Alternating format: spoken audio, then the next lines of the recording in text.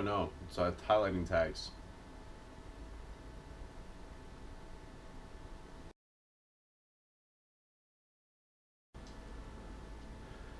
Hi everyone, welcome. This is my first video vlog 001. My name is Yoga Jeff. I've earned that nickname thanks to the ladies at The Next Step, a place where I teach yoga.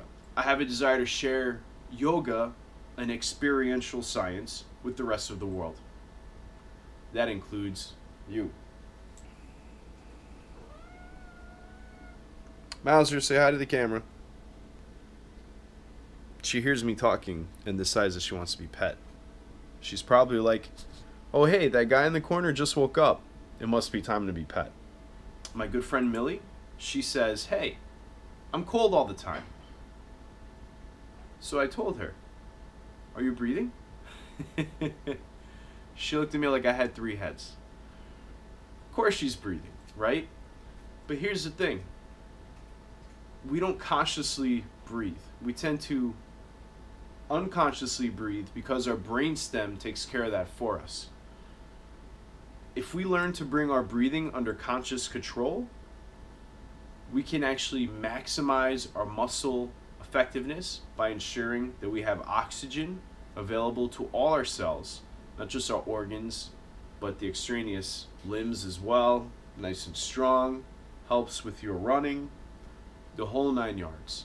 Plus, steady breath enables us to be balanced, not only in our minds, but in our bodies when we do such poses as half moon and tree, things of that nature. It also helps us center our minds when it comes to a stressful situation. And most importantly, bringing the breath under conscious control allows us to deprogram trauma that is stored in our body. Trauma that's stored in our muscles, trauma that's stored deep in our pelvis,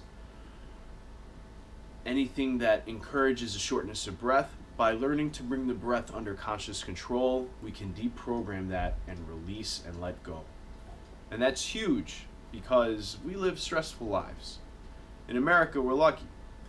We have a lot of opportunity, plenty of water to drink, plenty of food to eat. But a lot of what ails us and what causes disease is due to ailments of the mind. And the breath helps us unravel that. Most people don't realize that they only breathe to their chest area. This is my chest.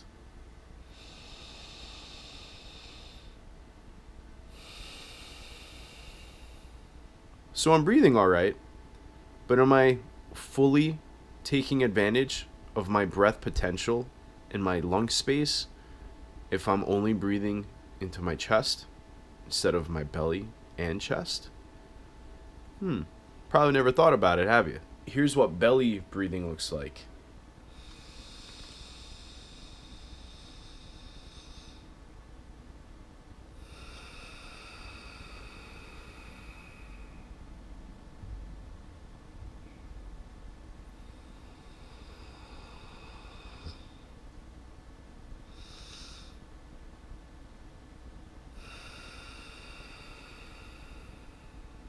Wow, what a difference. I know I felt it. So let's break it down so that you can try this technique and feel what it's like to breathe a full breath. Wee, hee hee. This is my navel. So we bring the breath down to the navel, basically down to where your bladder area is. That's your visualization. Love visualization. It helps us take advantage of our imagination, our visual cortex. Through the use of imagination, we can actually build proprioception in our bodies, and we can rationalize that imagination to make it work for us in the physical world. Take it outside our minds and have it reflect in our bodies. But we want the diaphragm to actually be fully taken advantage of. So as you breathe, visualize your diaphragm expanding your belly and your navel center, but picture it going as far down as your bladder area, your base. So let's try some techniques.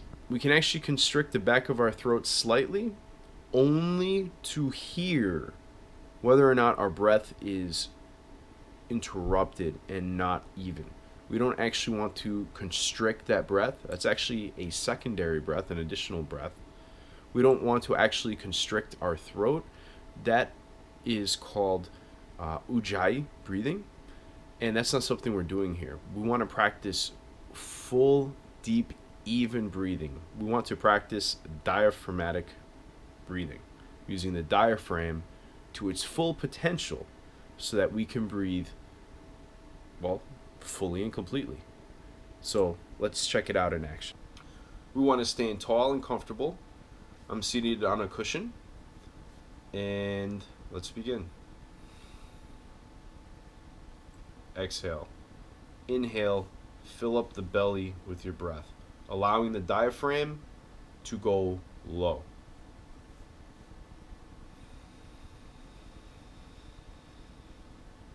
Notice that the sides expand too.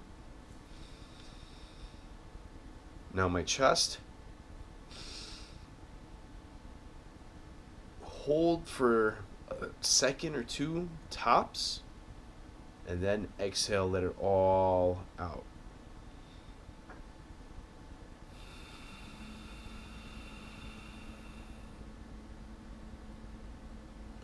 So my hands are doing that for dramatic effect. I don't expect you to do what my hands do. I'm just doing things so that, hey, look, jazz hands, you're not bored. Oh, ho, ho, ho, ho, ho. It's like a face. Here are the eyeballs. Here's the nose. Here's the belly. Whoa, ho, ho, ho, ho. Nice. So let's go ahead and practice that again. Nice and tall, sit comfortably. Exhale completely. Inhale.